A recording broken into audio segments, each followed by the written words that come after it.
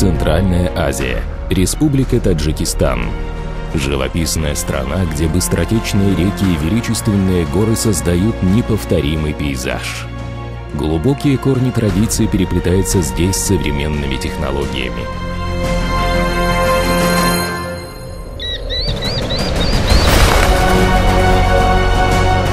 Многовековой путь культурного развития отражен в наследии Великого Шелкового пути, проходившего через крупнейшие города Таджикистана, такие как Душанбе и Худжанд.